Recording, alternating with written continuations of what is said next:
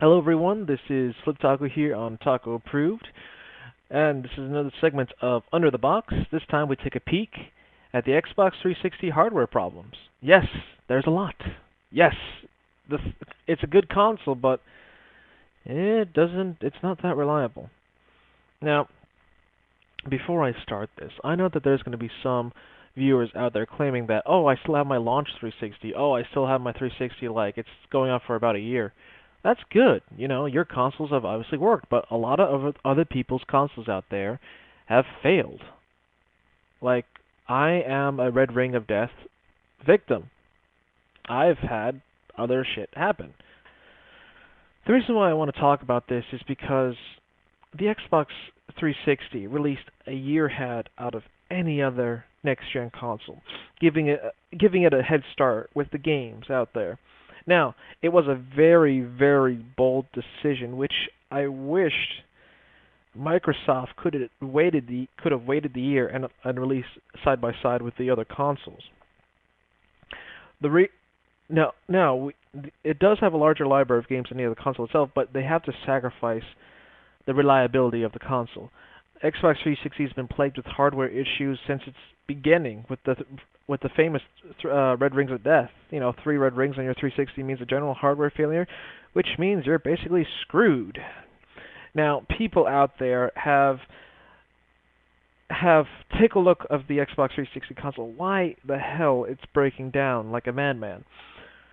And a lot of people say, "Oh, it's the hardware issues by itself. It's overheating, and it's just cheap parts they use." Well, it might be the combination of all three.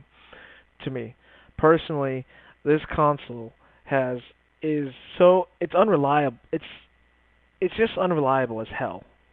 Seriously, like I've had computers, I've had other systems that still work to this day that survives longer than this console has. I'm not saying Xbox 360 is a piece of shit. I'm just saying it's a piece of shit in the reliability factor. Hardware-wise, it's just fucking crazy. Now, since the NXE update, there's been a lot of 360 consoles dying now, other than the Red Rings of Death, which the Red Rings of Death seems to be lowering, but E74 Error seems to be on the rise. Now, Microsoft has recently introduced a warranty program where if your console is under the E74, they will, like the Red Rings of Death, fix it for free. Now, it's kind of crazy that the by comparing the shipping rates to, say, PlayStation, I had a buddy of mine had his console broke down. So what they did was they he sh- they shipped it he shipped his console to Sony, got it back within a week. I have shipped the 360 consoles.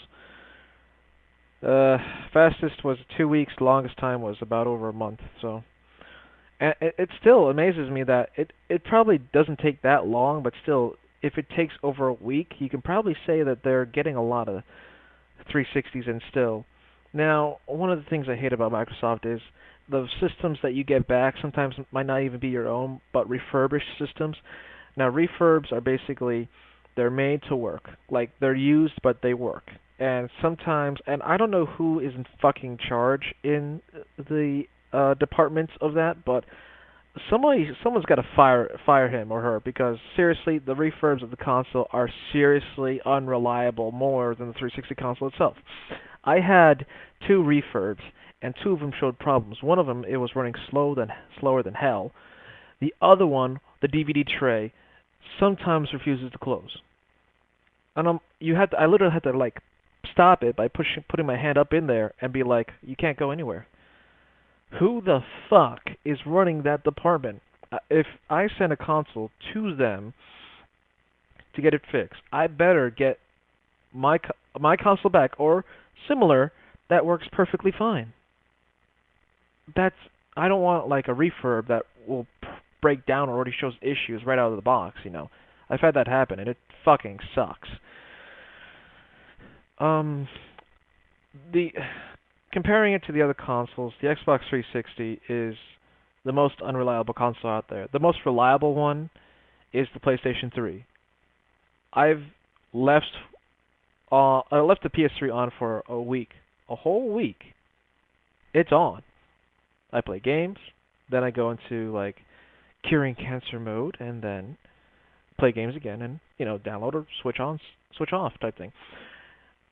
It has never shown any problems.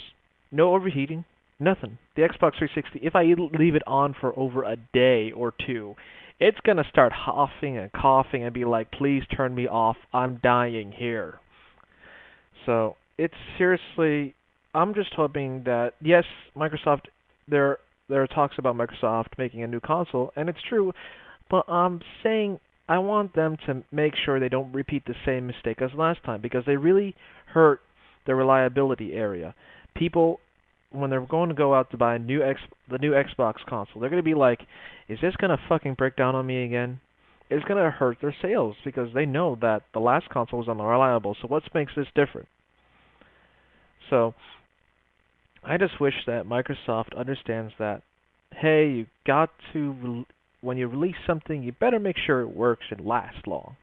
Don't release it like with signs of problems up the yin yang and then be like, we're just going to avoid it, and then it's terrible. Like comparing it to the 360, the 360's failure rate was like under 3%.